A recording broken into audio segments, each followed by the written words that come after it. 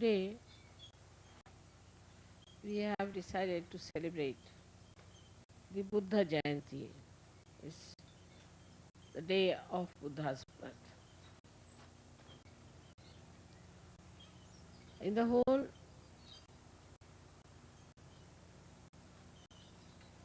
map of time, Buddha came to this earth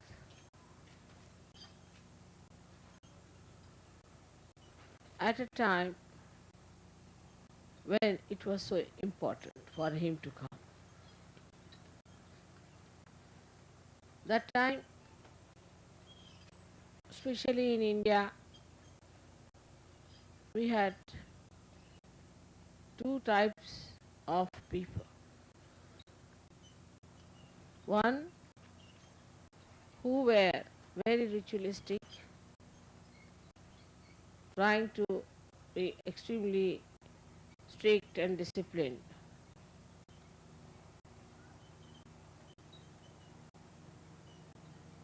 And the another were the people who were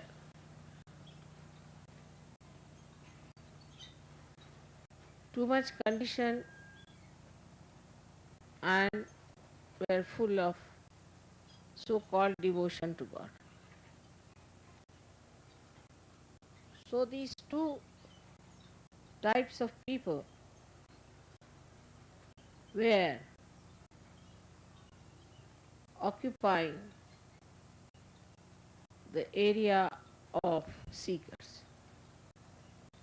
So it was necessary to neutralize these two styles of seekings.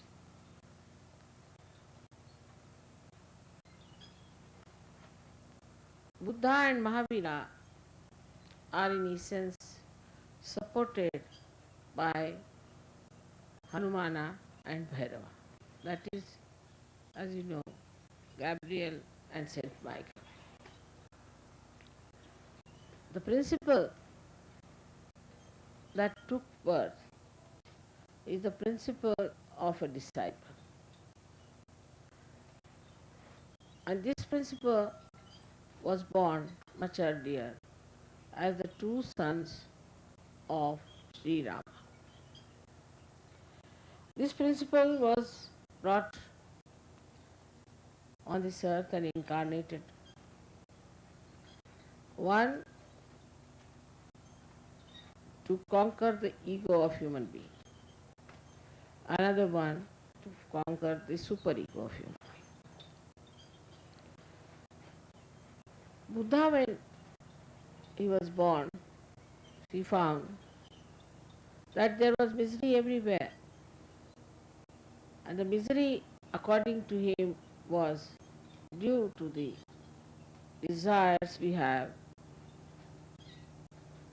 So, to be desireless is the best way to achieve nirvana. That's what he came to conclusion. But how to become desireless? You are sitting in the sand, and if you see the sand doesn't get attached to anything. You put anything on it, it will not spoil anything. You put water, it will stick on, and as soon as you try to throw it away, the whole thing will disappear into thin air. So, to develop that kind of detachment or to develop a life which was desireless was his aim. And that's why I say he was a disciple principles. So the disciple principle has to find out the way and method. While the guru principle are the people who have already found out. Because he has to create a way and path.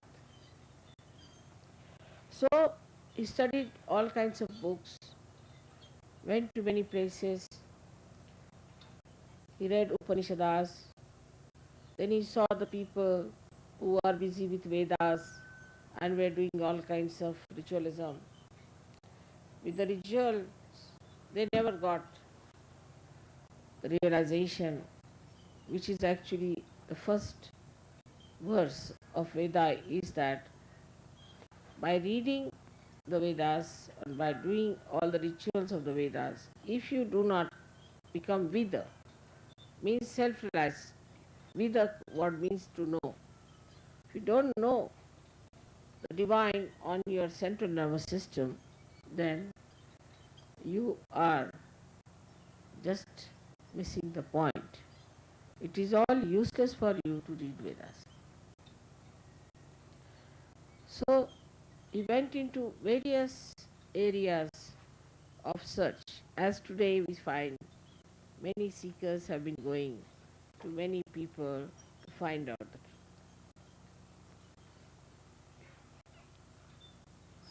And he was tired, very tired. He thought all his seeking, all his working hard, all his efforts, everything has just made him tired. And he thought it was all fruitless. So he was lying under a banyan tree. And there the Adi Shakti gave him realization. When all your searches are over, people search in money, in power, in love, and all kinds of things. Ultimately, people start searching in various groups, cults, gurus, all kinds of things. Drugs, alcohols, whichever way are possible, they try to search. But when human beings try to search something, then in their movement they either go to the left or to the right. And he being such an ardent seeker and such a truthful seeker, he could see very clearly that this is not the path of going left or right. But there has to be some ascent. But how to achieve it? Who is going to give him self-realization? All that tiredness, he laid down himself under a tree and suddenly he got his realization. When he got his realization, he started understanding why this problem of conditioning and ego is there. He found out one thing, that people, when they read too much and try to understand through ritualism God, then they develop their ego.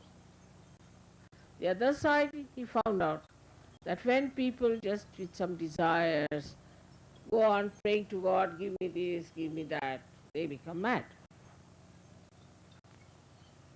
And when he realized it, then only at that moment when he was tired, he got his realization.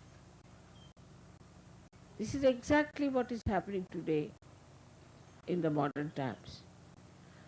That those who were seekers have been seeking the divine on the left and right hand side.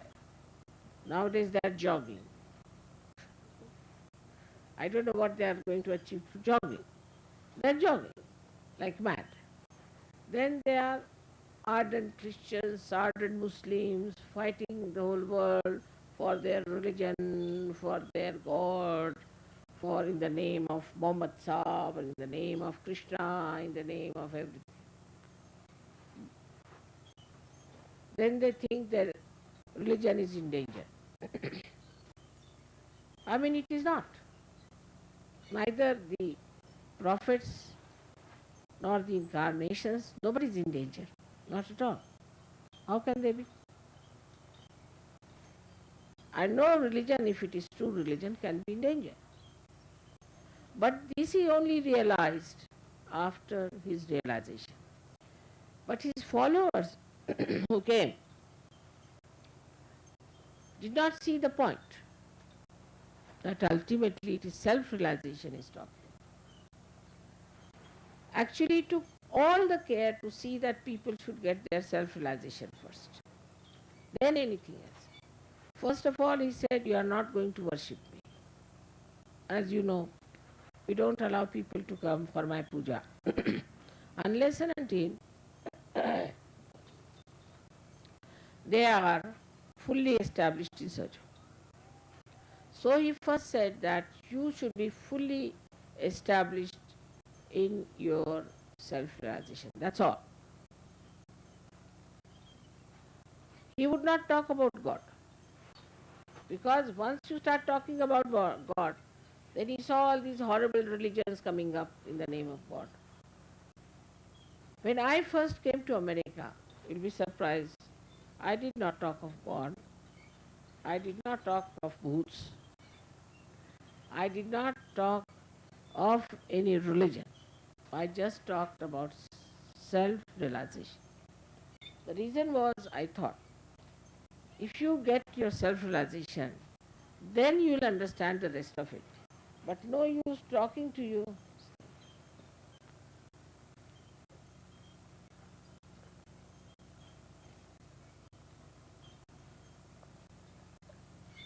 about God or about divine, because first thing is you must have your eyes. You must have the light. Otherwise, what's the use of talking about these things? But it so happened that Buddha did not give anybody realization. So it was all right for him to talk about the spirit and not about God or any religion. Such an extent that people said that Buddha was an atheist. He did not believe in God. No, it was a matter of his policy that he did not want to talk about God. But what I found when I came to America, that this world is full of all kinds of things. Firstly, the tremendous ego that they have. And secondly, they are so much conditioned.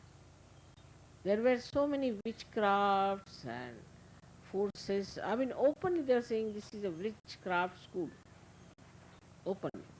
Or this is a satanic powers school.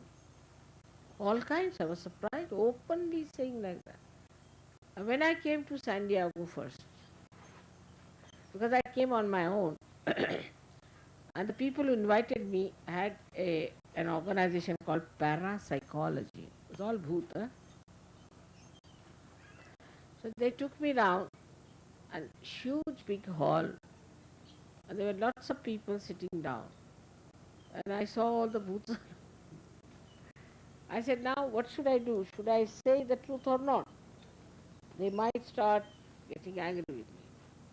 But I said better to tell them, because once they are lost in the booths, then what will I do with them?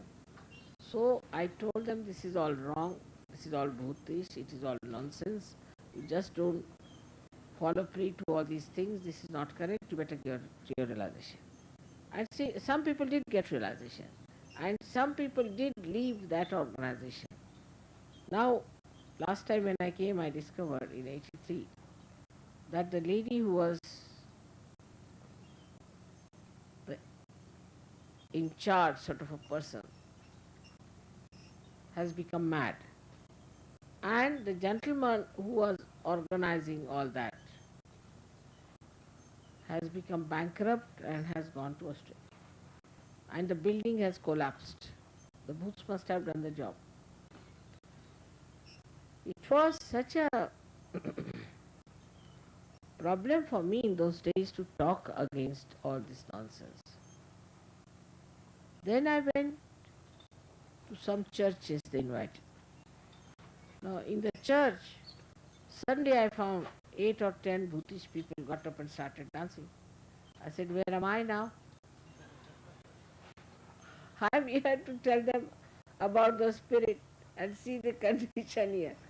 What am I to tell them? And they ardently believed that I was an agent of God, of course, but God meaning Bhut. it was impossible to understand how far people have gone. At the same time, there was an onslaught of all the fake gurus at that time. And when I said you cannot pay for it, they said you better go back. We don't want. So I went away and then came back after 9 years. So Buddha tried to talk only about self-realization and not about God at all. But his followers, as they are always one better than the other, tried to create a Buddhism of their own style. And in this Buddhism, whatever he had told, they did not observe. Firstly, he thought if there's ritualism and puja and all that, before realization, where will they land? So he said, all right, you do not do any puja to me. Do not build any monument in my name. You should not worship anything. So what did they do? They are worshipping his teeth, they are worshipping his nails, they are worshipping his hair. Now say, for example, if you get my hair and you are not a realized soul, what is the difference between my hair or anybody's hair? Just the same. Without realization, all this worship took them to very bhutish areas. That's how we find the Buddhists who are nowhere near Buddha. Like if you go to Japan, you can't believe they can be Buddhist. They are supposed to be Buddhist. Buddha, who is the compassionate one. Then you have got Chinese who followed Buddhism. They couldn't understand Buddhism either. And we have Tibetans, where we had these horrible lamas. And we had other people in Ladakh and all that. They are all doing nothing else but Bhuta Vidya, Prita Vidya, Smashana Vidya. So even his advent amounted to the same thing as everybody's. Now Buddha told three things which are very important, which we are very useful for Sahaja Yogis to follow. He said, Buddham Sharanam Gacchami. I surrender myself to the enlightened one. Means what? I surrender myself to the one who is enlightened. In this case, one can say it was Buddha. In your case, it is your spirit. You surrender yourself to your spirit. Buddham Sharanam Gacchami. Buddha means the one which knows. Then he says another thing, Dhammam Sharanam Gacchami. Means surrender yourself to the religion, which is true religion, which is the balance. Now, as you see, all these man-made religions are so funny, and you can't make much out of them. Can't explain if these are religions or these are mafias. The reason is, Buddha said, you surrender yourselves to dharma. So the Buddhist thought surrender to dharma means what you have to do is to become like Buddhist, means wear a dress like a Buddhist, like Buddha used to wear. You don't become by wearing that dress Buddha, do you? Or then they thought we should do something more. So some Buddhists got hold of a wheel because she talked of a wheel of life and all that. Absolutely, I should say, very unintelligent way of understanding Buddha. And they would go on, you see, moving that wheel like mad. You can't talk to them. You say, now, where is that road? Buddha. How do we go anywhere? Everything has an answer. So I said, please answer me. This is the answer. What is this answer going on? Then these people thought we should find out new methods. So some of them took to again Upanishads and started using also from there, making Jataka Kathas, like the stories which are very absurd, funny stories, mysterious stories, this story, that story.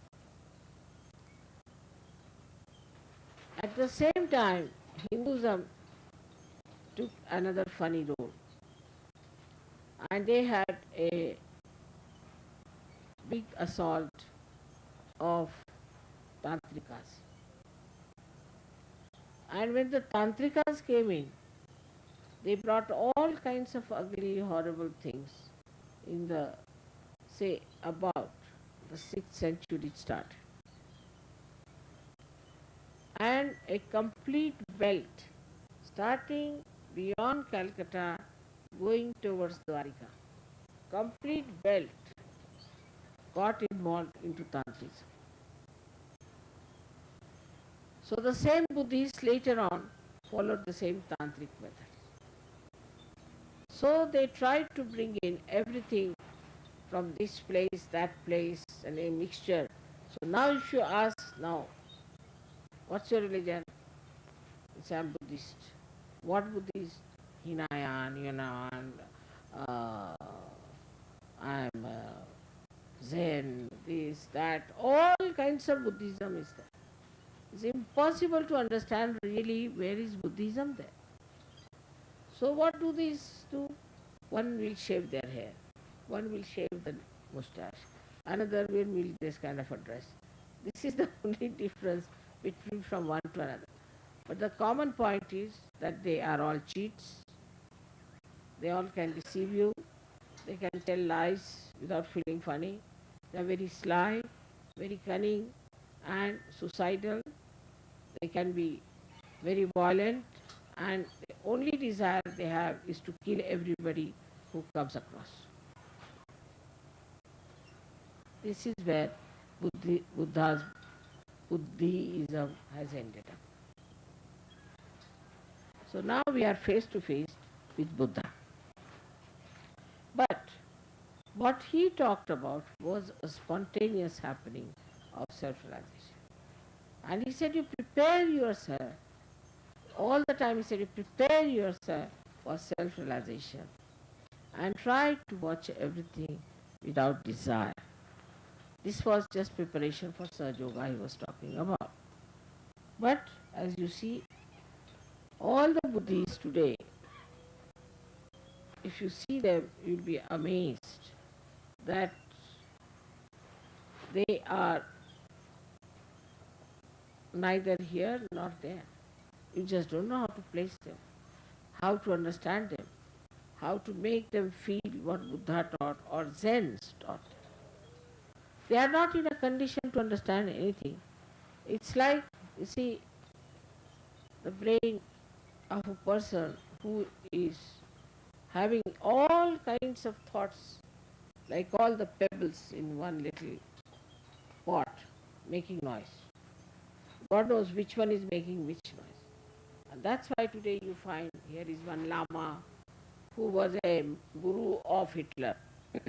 Imagine. Hitler's guru was Lama. Now this Mr. Lama is going around the whole world with his wrinkles which can be counted one by one and asking for money. Why does he want money for? He is the one who ran away from Tibet, from Lhasa. And while running away, he carried such a lot of gold with him that he could not carry. So half of it he dropped it in the river. And with the half of it he reached India. With the half of it already, he has made a huge big Buddha of gold. He has too much gold with him. And the rest of the gold that was salvaged was taken to Russia, where I have, to China, where I have seen it myself, amazed. He had gold beer mugs, what you call them, the huge big things like that, real gold, and such big plates of real gold for eating food.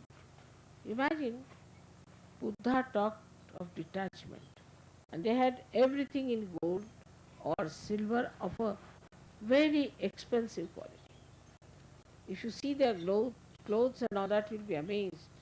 Though they wore all those things as robes of renunciation, but whenever they sat in their own courtyard, courts and things like that, inside all that they wore, inside wore all those dresses which were very heavily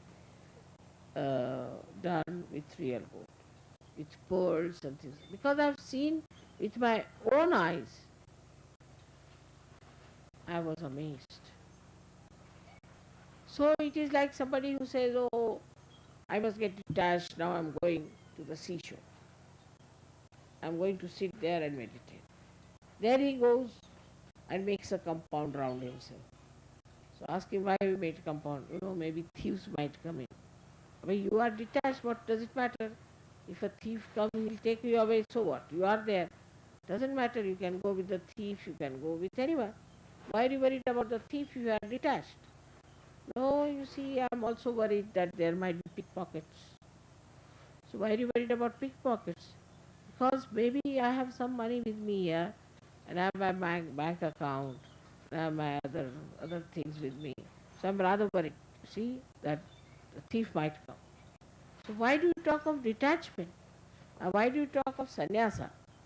So this kind of a nonsensical sannyasa started after Buddha died, which was so very shocking. This led people to think that you can wear any time an orange dress and then you are a sannyasi. If you wear an orange dress, you become Buddha and you become a detached personality. Now you can announce to the whole world that I am a detached personality. And what is your background? Nothing. I just was born out of this Mother Earth and sitting here nicely like Buddha. So people stupidly start giving them money. So they get the money. But actually the background is that the fellow might have come out of the jail in India for burglary or something like that and now sitting down here as Buddha. How will you make up? Buddham Sharanam Gaccham. So what we have to do is to establish ourselves in Buddha. That is to establish within ourselves in our spirit. Unless and until we are established in our spirit, we cannot understand the intricacies of all the ignorance that we have around. So the best way to understand Sahaja Yoga is to establish yourself in the spirit. But those who are not intelligent, those who are stupid, those who are selfish and greedy, do not see this point.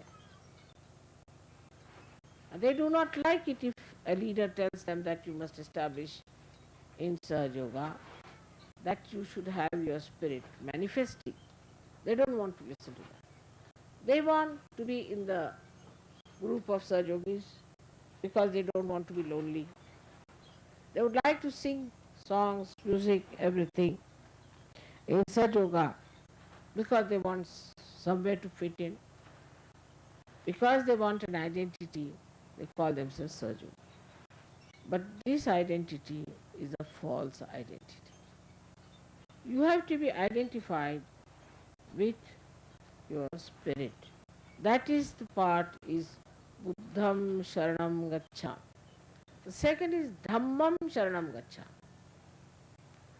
What is Dhammam is Dharma.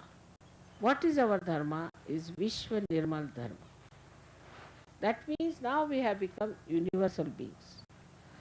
We are no more Indians No more Africans, no more English, no more French.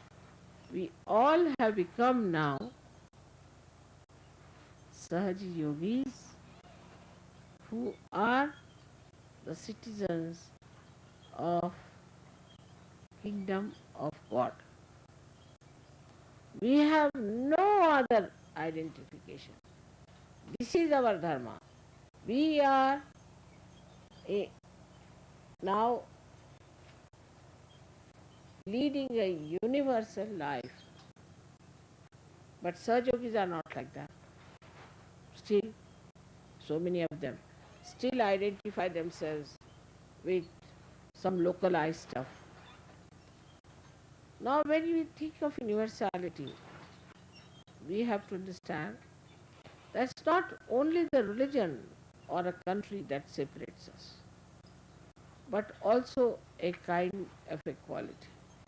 For example, if there are people who are Rajogunis, who are very active, right-sided people, they'll combine together.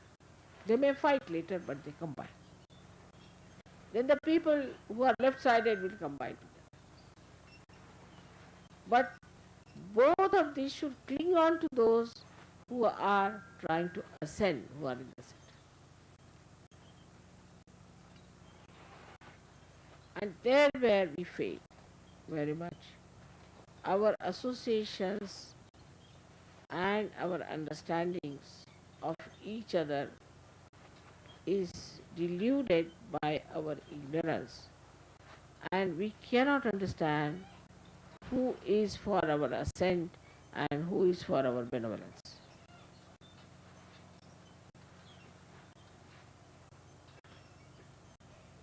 This happens with us in so many ways.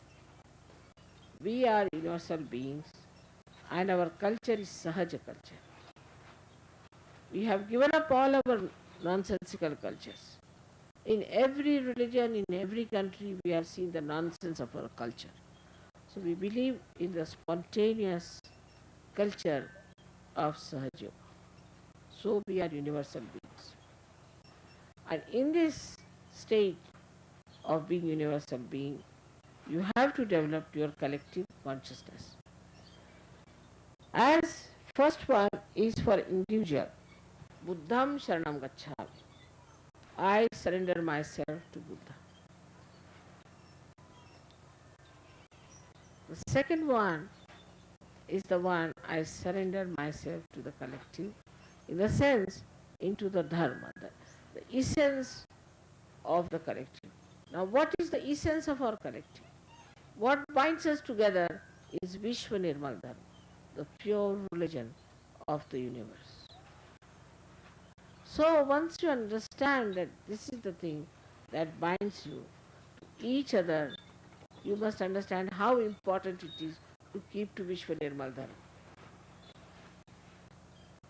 In so many ways, I have been able to tell you what is Vishwa Nirmal Dharma.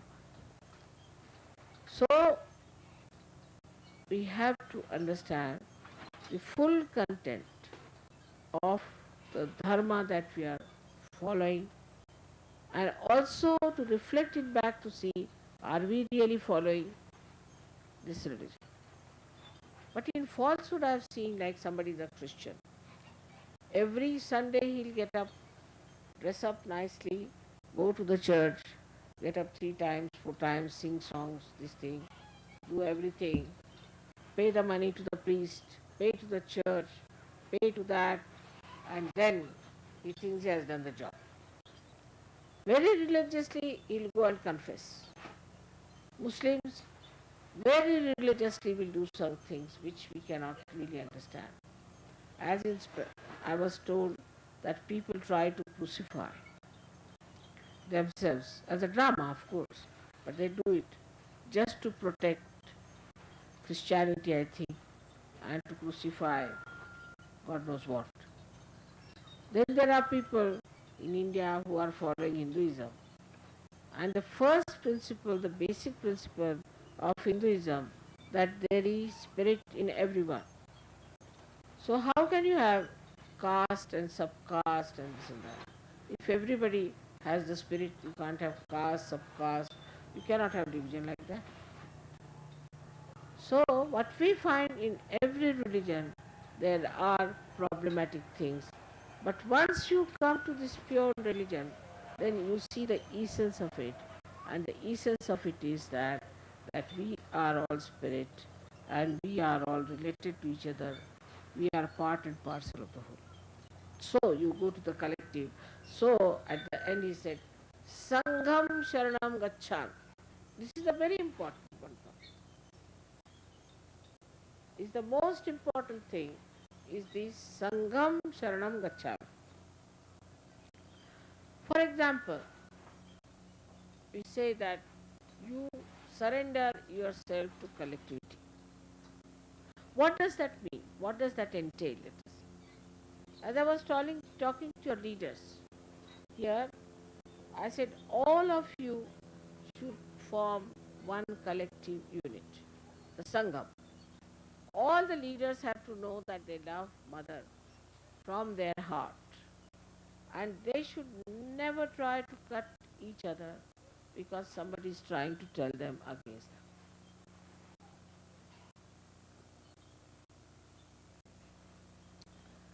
They should have love for each other. For example, there's one Mr. X who is the leader. Now a negative force incarnates and comes and tells the leader that see the other leader is my supporter. So this fellow has a bad feeling, the another leader has another bad feeling. This is going against Sangha. First the Sangha of the collectivity of the leaders has to be fully appreciated. I enjoy the way when all these leaders meet and beat each other nicely and enjoy each other, pull each other's legs and love each other and patronize the younger ones and look after. That's the beginning of Sangha. If the leaders are not in Sangha, what other Sangha we can form? So the first Sangha of the leaders is there. All those who try to break that Sangha must know that they are negative people and they are going to stab us. Anybody who tries that, we should be very careful. The second Sangha, collectivity, is among the surgeons. Now we are not, as I told you, Indians or we are not English or Americans or anything. So we should not form groups. What you will find always, if there are 5 Americans, they'll stick on to each other as if they have been glued and they can't move away from each other. All of them will be together. If there are Indians, they'll stick on together. If there are other kind, they'll all stick on together. Now we are no more that. It's finished. So what is there to glue to each other? But it happens. We always glue to each other. I don't know why. What is the need to do that? And very commonly we see that in India people are behaving in a very funny manner. Last year I did not know, but people told me that some group came and they were all the time saying, we are great nation, we are great nation. They are not such yogis. Our nation is kingdom of God and our king is God Almighty. And we have no other king and no other nation. If you cannot transcend those barriers of stupid limitations, you cannot become such. But this is in a very gross way. But in a very subtle way, I see a lady who is catching or who has bada will immediately crawl into another one. Somehow, she may belong to any country, doesn't matter. See, a Bhutish woman, say, coming from India, will crawl up to another one in Australia, straightforward march. Just start watching where is she going. Oh God, that's it. So the Bhuts are very collective, a big fraternity. Great fraternity. If they see somebody who is possessed, this bhutish person will immediately go to them. It is very surprising that the bhuts are so collective. Apart from that, they know me very well. They understand me very well. Even a little child, if he's caught up, he will start crying before me, shaking before me, not coming before me. But when they are realized, they don't understand.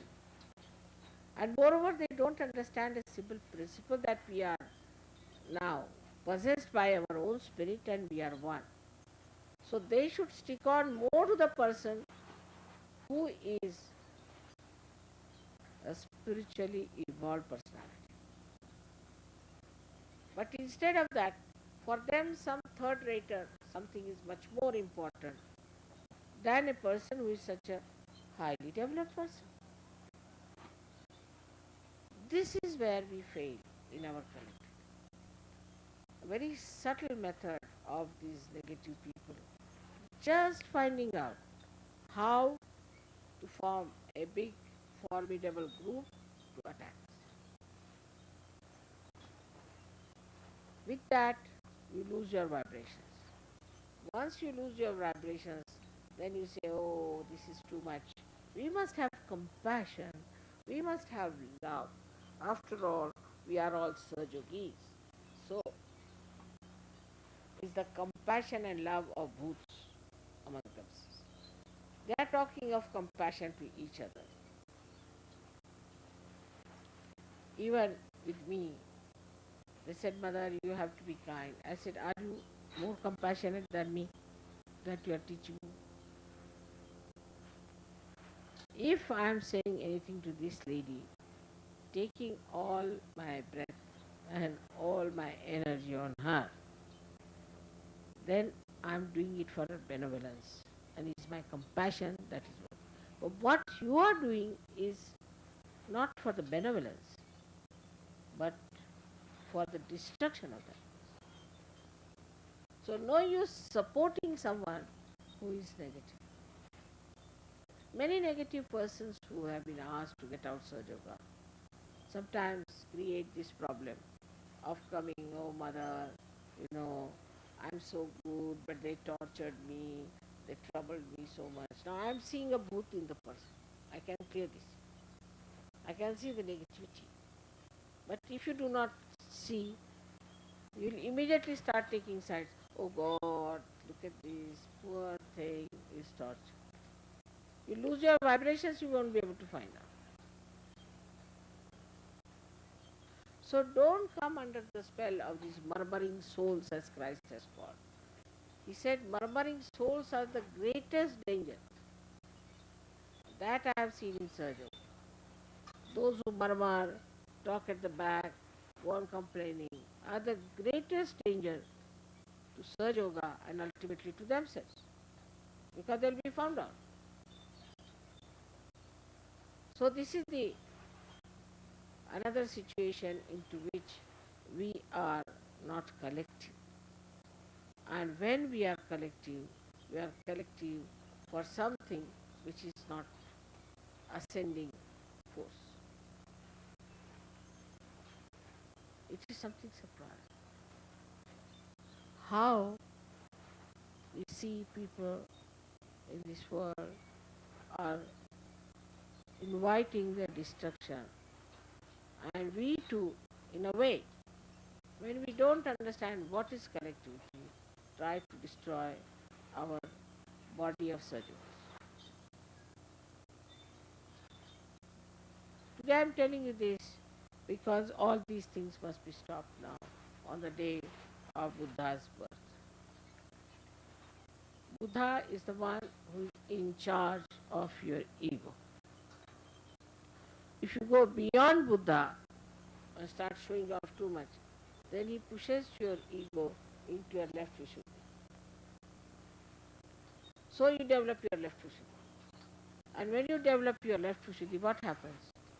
That you start feeling guilty, meaning you do not want to face the situation at all, but you say, oh, I am very guilty, man. I have killed you, all right. I have killed you. I am feeling guilty.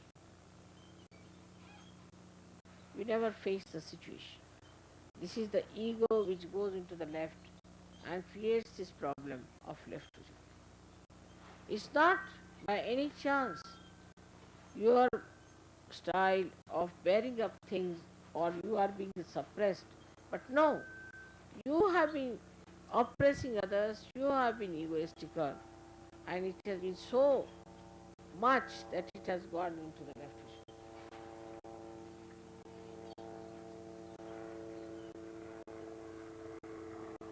So you are trying to justify. Now I would suggest that if you really want to understand Sahaja Yoga, first try to understand yourself. Then you see, where is my mind going now? Some ladies who are used to say gossip, they come to Sahaja Yoga. They're all right. But sometimes that thing comes, let's go and gossip about this lady. They'll just get up, walk on to another one who must have been gossiping in last life maybe. So go and talk to that person and tell something against that person. Then they find out another gossiper and they get another gossiper. Now what I find is three great Sahaja Yoginis are sitting and gossiping there. I said, what are you talking? Oh no, mother, we were discussing Sahaja Yoga. I said, really? Discussing Sahaja Yogis is never discussion on Sahaja Yoga. If you are discussing people, you are not discussing Sahaja Yoga. Discussing Sahaja Yoga has nothing to do with human being or with realized souls.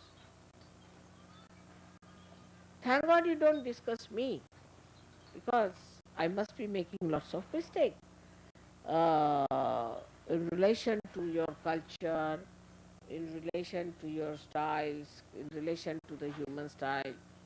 For example, you have to say thank you 10 times. I might be saying it only 3 times or 4 times. Or you have to say sorry, sorry, sorry, sorry. On the telephone, even now, I never say sorry. I say I beg your pardon. But you see, people will say sorry, sorry, sorry. I start thinking, am I in the wrong or they are in the wrong? So, when we start discussing others, what we really do is to confront or to face someone with your own limitations. And we start thinking, he should have done like this, he should have. What about you? So, best is you discuss yourself with yourself and you discuss Sahaja Yoga with others. This is the best way to get rid of one of the greatest enemies of collectivity is gossip. It's a human nature, I think, gossip. Another horrible thing we have, which Buddha has tried to control, is a very subtle type of aggressiveness. That one of the games I play is of making somebody a leader. It's a game. Please remember. Even if I tell you I'm Mahamaya, you forget it. Even if I tell you I'm playing a game, still you forget it. You become so seriously leaders, you see. It's nothing to feel that you are leaders. There's nothing like leaders. There's nothing like that in surgery. But then I play some. Now I had a mind to praise people today for yesterday's program.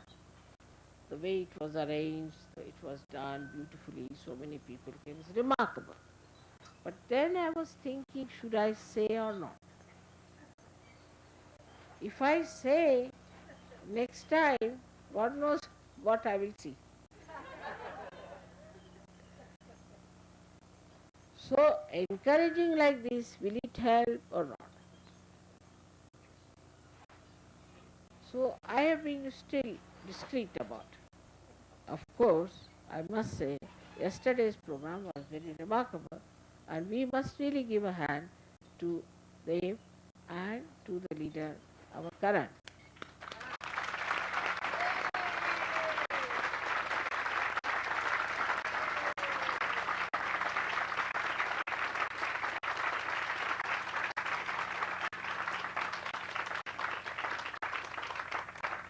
despite all stupid opposition and nonsense, they have shown how they have brought in so many people to Sahaja Yoga, and how with complete concentration they have been able to establish so many in Sahaja Yoga.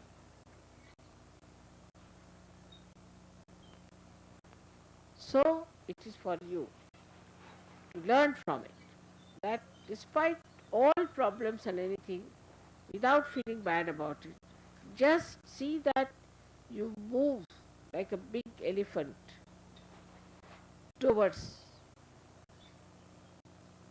giving realization to others, creating more Sahajogis and more Sahajogis in America.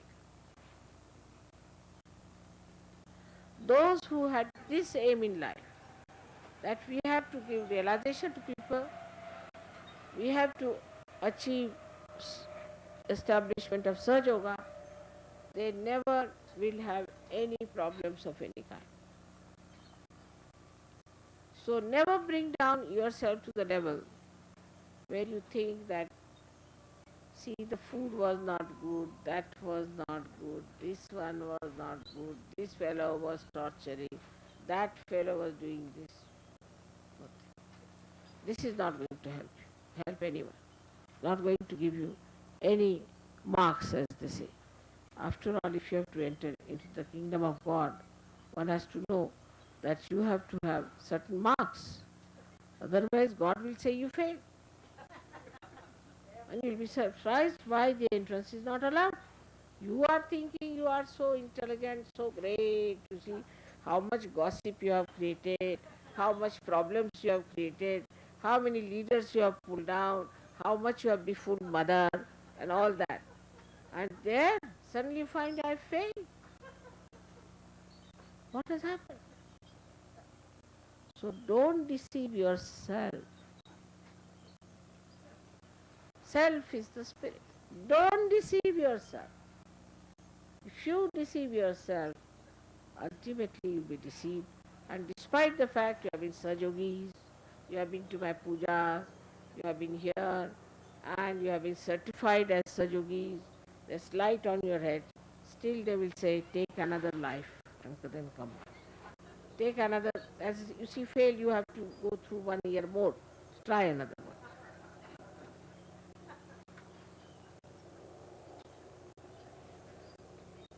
So the easiest way to be a good surgeon is not to deceive yourself.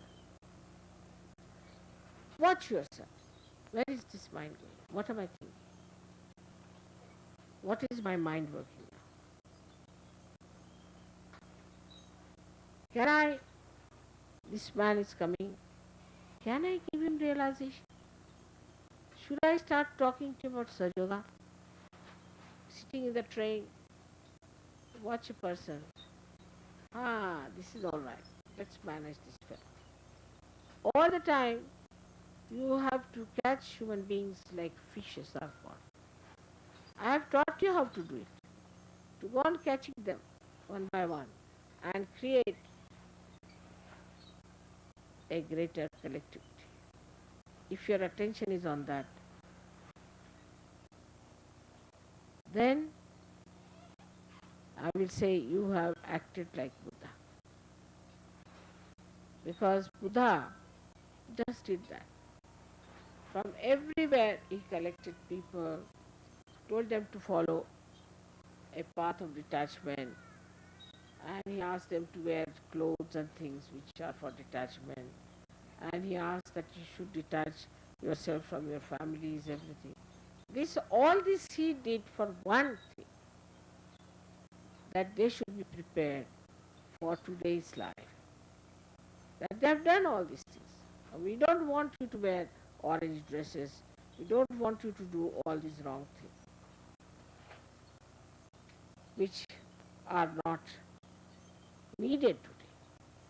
They were all right in those days, but today they are wrong because they are not needed. When it is not needed, why should you carry on your head? Like the other day, I saw somebody carrying a big boat on his head. I said, what are you doing? He said, I'm carrying the boat. For what? Why are you carrying the boat? Said, you see, I know there is no need to carry the boat here because there is no sea, no water, nothing. But I am just carrying. But why are you carrying this load upon your head? No, because I am carrying, That is how we are. We are carrying on with things which are not needed. Like mother, now I've been doing Hatha Yoga. Should I do some Hatha Yoga? Why do you want to do it? There is no need for you. No, no, mother, but I've been doing it. Do it now, what to do? It's as stupid as this carrying a boat on your head. That whatever is not needed, unnecessarily wasting your time. I'm used to this, mother. I used to do this, so I must do it. Everything is made very easy for you in Saja. Very simple. You don't have to starve, you don't have to fast, you don't have to become vegetarians, you don't have to go and sit in the sun or meditate on Himalayas. Nothing of the kind. Comfortably, you can sit down wherever you like and you can meditate. Everything made easy. And once you have found out your spirit, you can enjoy everything that's beautiful. On the whole, maybe for some people this is really too much. In a Sahara desert, you are sitting, everything blowing on your head. What is this? How can we live here? Such a rough life. But you don't feel that way because you have the comfort of the spirit within you. It's the comfort of the spirit. And for the comfort of spirit, you don't need anything. That's what you have. So do not carry on with nonsensical things. Because Buddha went round and round as we came today to this program, I was just thinking like Buddha. Going from this end, again coming from this end, then I couldn't find it, then that end, then coming this way. Ultimately we reached this is blocked. I said give him a bandhan. Finished. Open. So this was blocked, that was blocked, go this way, that way. Alright, it was blocked for him. So he went round and round. But it's not blocked for you. Why do you want to go round and round again? But that is what today everybody wants to do the same way. We must sacrifice, we must give up this, we must do that. What are you going to sacrifice? What is there to sacrifice? I would like to know, Sajoga. Of course, mostly people sacrifice their brains, I think. When nothing is to be sacrificed, why do you want to become a goat of sacrifice? So from Buddha's life, you don't have to learn that he went in the jungles and he did this and he did also renunciation, he gave up his wife. No, that's not needed now. That's over.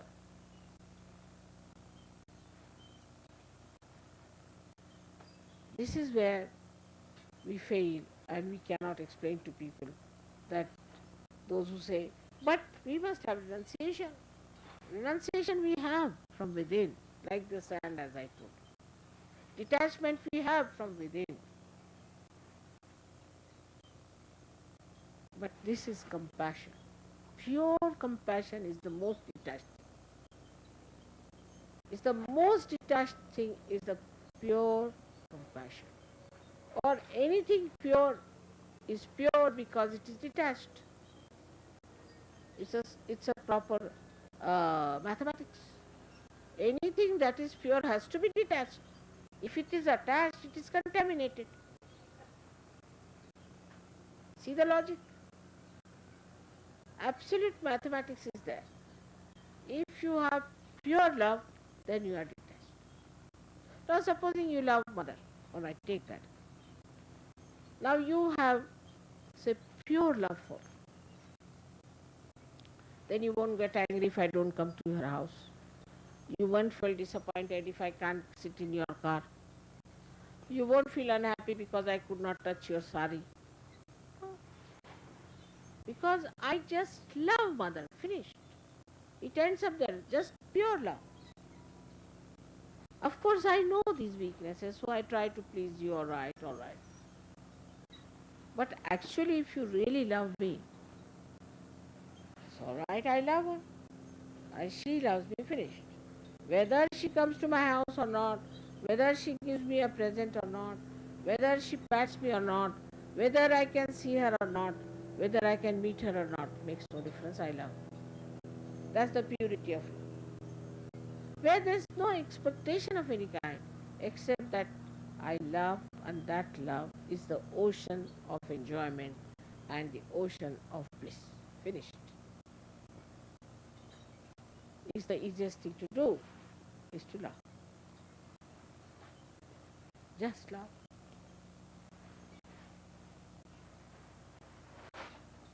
How your heart is like an ocean. I just love. The sea is not attached to any shore. When it has to come, it comes out. When it has to go back, it goes back.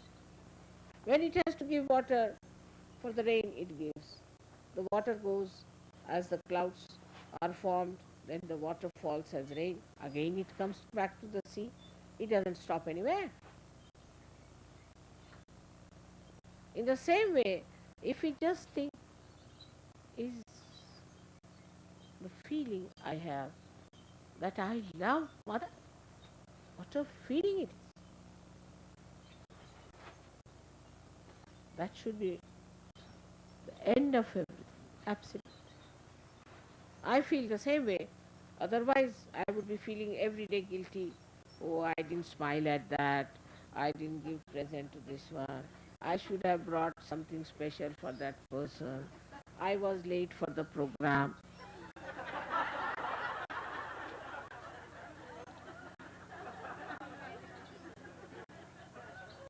But I don't feel guilty because it's all managed. If I had come earlier, all these hecklers would have been there to trouble us. So all the horrible people disappeared and we had the right people. Then I sat down through. I didn't say I'm going back. There is no need to be nervous. If mother is late, there must be some plan. If she is early, there must be some plan. If she is going by this plane and not by the other, there must be some plan. Not to doubt it. If she is doing something, must be some plan. You know, mother has her own plans. It's a nice idea to think like that. She has her own plans, you know. Once you start feeling that way, such security and such beautiful peace will spread in your being and you will be quite satisfied. Now everybody brings food for me. Look at that. When I see that, I get a fright, Baba.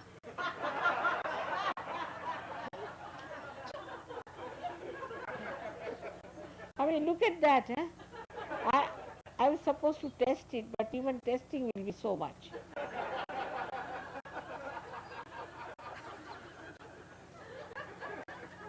But I have to eat, you know, because if I don't touch one of them, then they will think, why didn't mother touch? Must be something.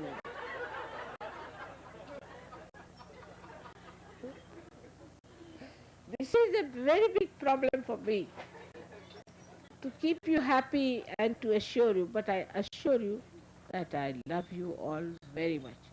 Whether you bring food for me or flowers for me or anything, does not matter. When I'm leaving Bogota, my heart is wrenching out. I see the wrench of my heart. I see. Because I'm leaving all the new babes there. That's all. Then I just don't want to face, the thing. I feel, oh God, just see, I'm leaving them. But because I love them. So I see, because I love them, I feel it. It's all right. Even this pain is all right. Because I love them. I enjoy that pain. Because I love them. And then I come here and see all of you standing at the airport. Whole thing is fulfilled again. Just not because you have come, because I have come to love you. All this is such a beautiful rapport and such a beautiful feeling. I want you all to enjoy this and not petty things and small things which spoil your joy. These are all joy killers. And that's why the greatest joy killer is the ego nonsensical, which tells you, oh, why didn't mother do this or do that? It's the ego part of it. That's why we have to think of Buddha and celebrate his Jayanti within ourselves to establish him, to say that this ego cannot take away our joy. Anywhere such idea just comes into your head, tell them, now Mr. Ego, I know you very well. In the light of Buddha, you can see your ego very clearly. And he is the killer of your ego. He is the one who finishes off your ego. So today, we have to pray for the whole of America, which is really suffering from this nonsensical, mythical ego, which is being exploited by everyone. People are befooling them, the media is befooling, all the doctors are befooling, all the psychologists are befooling, all the governments are befooling. I mean, I don't know, everybody is befooled because they have got ego. If they had no ego, they could not have been befooled. All these advertisements and all these hocus pocus that's going on is because human beings have ego and they can't see through. So we have to say, Mother, please take away this curse of ego from Americans and America. That's why it is nice today we have this Buddha Puja. May God